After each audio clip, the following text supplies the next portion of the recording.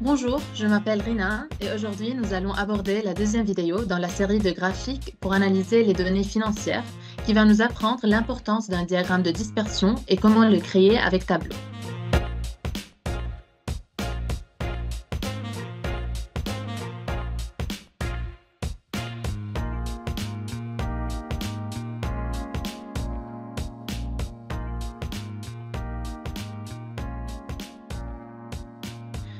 Un diagramme de dispersion est aussi un outil utile pour visualiser les données financières car il permet de voir facilement la relation entre deux variables.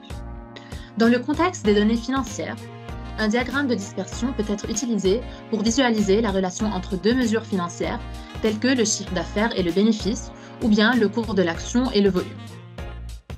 L'un des contextes les plus courants d'utilisation d'un diagramme de dispersion dans Tableau est l'analyse de la relation entre deux mesures financières. Par exemple, vous pouvez utiliser un diagramme de dispersion pour représenter la relation entre les recettes et les dépenses d'une entreprise. En visualisant cette relation, vous pouvez déterminer s'il existe une corrélation positive ou négative entre les deux paramètres. Ces informations peuvent être utiles pour prendre des décisions budgétaires et identifier les domaines dans lesquels des mesures de réduction des coûts peuvent s'avérer nécessaires. Comment créer un diagramme de dispersion dans Tableau? On va voir ça très rapidement.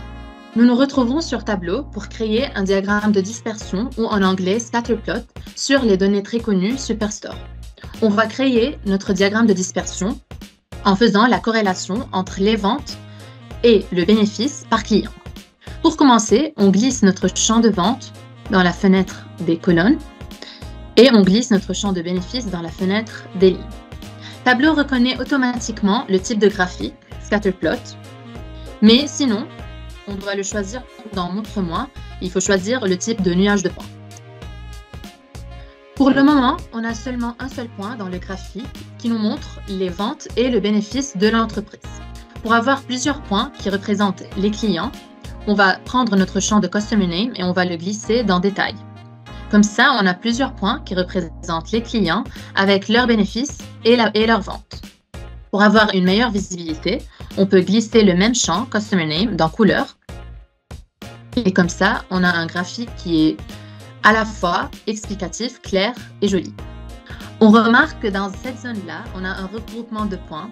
Ça nous montre que la majorité des clients font des ventes entre 0 et 6 000 et des bénéfices entre 0 et 2 000.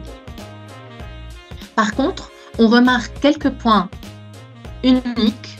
C'est des valeurs aberrantes, comme par exemple ce point, qui nous montre que ce client, par exemple, il fait des ventes à 25 000 alors qu'il ne fait pas de bénéfices. Un autre point, c'est ce client qui fait des ventes à 19 000 avec des profits qui sont à peu près 9 000. C'est des valeurs très importantes et très utiles pour l'analyse financière de l'entreprise et elles peuvent être remarquées très rapidement. J'espère que cette vidéo vous a plu et qu'elle vous servira dans votre quotidien quand vous allez créer des diagrammes de dispersion pour analyser vos données financières. Et on va se retrouver dans la troisième vidéo dans la série des graphiques pour analyser les données financières.